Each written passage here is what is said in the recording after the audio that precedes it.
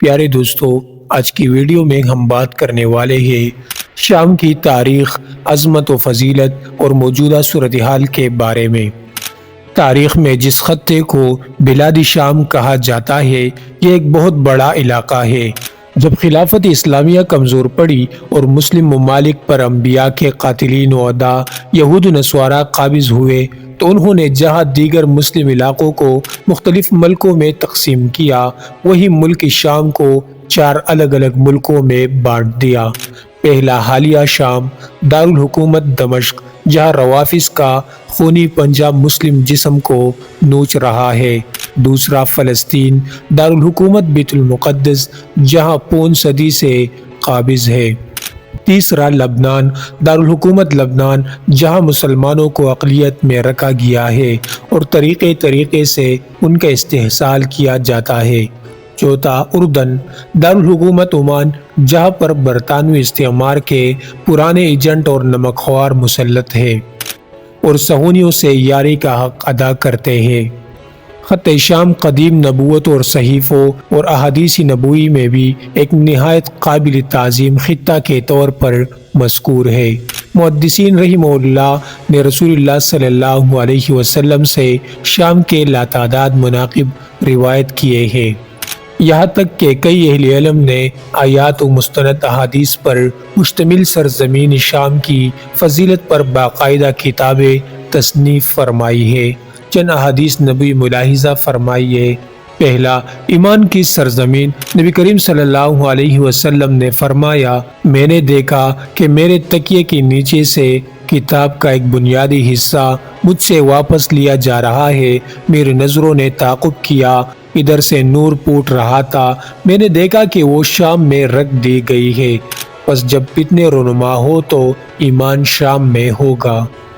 مبارک سرزمین۔ ابن عمر رضی اللہ عنہ بیان فرماتے ہیں کہ رسول اللہ صلی اللہ علیہ وسلم نے فرمایا، اے اللہ، ہمارے شام میں ہمیں برکت نصیب فرما اور ہمارے یمن میں ہمیں برکت نصیب کر۔ شام کے لیے خوشحالی۔ زید بن ثابت رضی اللہ عنہ بیان کرتے ہیں، رسول اللہ صلی اللہ علیہ وسلم نے فرمایا، شام کے لیے خوشحالی ہے۔ ہم نے عرض کیا، اے اللہ کے رسول، یہ کس وجہ سے ہے؟ تو آپ علیہ السلام نے فرمایا، رحمان کے فرشتے اس پر اپنے پر پھیلائے ہوئے ہیں۔ بہترین بندوں کی بہترین زمین۔ حضرت عبداللہ بن حوالہ رضی اللہ عنہ سے مروی ہے کہ انہوں نے آپ علیہ السلام سے کہا، اے اللہ کے رسول، اب مجھے بتائیے کہ میں کس علاقے میں رہوں۔ اگر مجھے پتہ ہو کہ آپ صلی اللہ علیہ وسلم ہمارے ساتھ لمبے عرصے تک رہیں گے تو میں آپ کی رفاقت کے علاوہ کہیں اور رہنے کو ہرگز ترجیح نہ دوں۔ رسول اللہ صلی اللہ علیہ وسلم نے فرمایا، شام کی طرف جاؤ، شام کی طرف جاؤ۔ تو جب آپ علیہ السلام نے دیکھا کہ مجھے شام پسند نہیں ہے تو آپ علیہ السلام نے فرمایا، کیا تم جانتے ہو کہ اللہ اس بارے کیا فرماتا ہے؟ پھر آپ علیہ السلام نے کہا، شام میری زمینوں میں سے وہ منتخب کردہ زمین ہے جہاں میں اپنے بہترین عابدوں کو داخل کرتا ہوں۔ مومنین کا گھر اور مسکن۔ ابن حوالہ بیان کرتے ہیں کہ رسول اللہ صلی اللہ علیہ وسلم نے فرمایا، ان قریب امر اس طرح ہوگا کہ تم لشکروں کے مجموعے بنو گے، ایک لشکر شام میں ہوگا، ایک یمن میں اور ایک لشکر عراق میں ہوگا۔ ابن حوالہ نے عرض کیا، اے اللہ کے رسول، اگر میں یہ صورت پاؤں تو آپ میرے لیے کس لشکر کا انتخاب فرما دے؟ آپ نے فرمایا، تم شام کے لشکر کو لازم پکڑنا، کیونکہ وہ اللہ کی سرزمین میں ایک پسندیدہ خطہ ہے اور وہ اپنے بندوں کو اس طرف لائے گا۔ ہاں، اگر تم وہاں نہ جاؤ تو تم یمن کا رخ کرنا اور اس کے غوزوں سے سیراب ہونا۔ اللہ تعالیٰ نے شام اور اہل شام کی محافظت کی مجھے ضمانت دی ہے۔ سلمہ بن نفیل الکندی رضی اللہ عنہ سے نسائی کی صحیح حدیث میں ہے کہ رسول اللہ صلی اللہ علیہ وسلم نے فرمایا، ایمان والوں کا گھر شام ہے۔ غنائم اور رزق کی سرزمین۔ ابو امامہ الباہلی رضی اللہ عنہ سے مروی ہے کہ نبی کریم صلی اللہ علیہ وسلم نے فرمایا، اللہ نے میرا رخ شام کی طرف کیا ہے اور میری پیٹھ یمن کی طرف، اور مجھے کہا ہے، اے محمد، میں نے تمہارے سامنے غنیمتوں اور رزق کو رکھا ہے اور تمہارے پیچھے مدد رکھی ہے۔ شام کی طرف ہجرت۔ عبداللہ بن عمرو بن العاص رضی اللہ عنہ بیان کرتے ہیں کہ رسول اللہ صلی اللہ علیہ وسلم نے فرمایا، ان قریب ہجرت کے بعد ہجرت ہوگی، زمین والوں میں سب سے بہتر وہ لوگ ہوں گے جو ابراہیم علیہ السلام کی جگہ یعنی شام کی طرف ہجرت کریں گے۔ جب اہل شام فساد کا شکار ہو جائے تو پھر تم میں کوئی خیر نہیں۔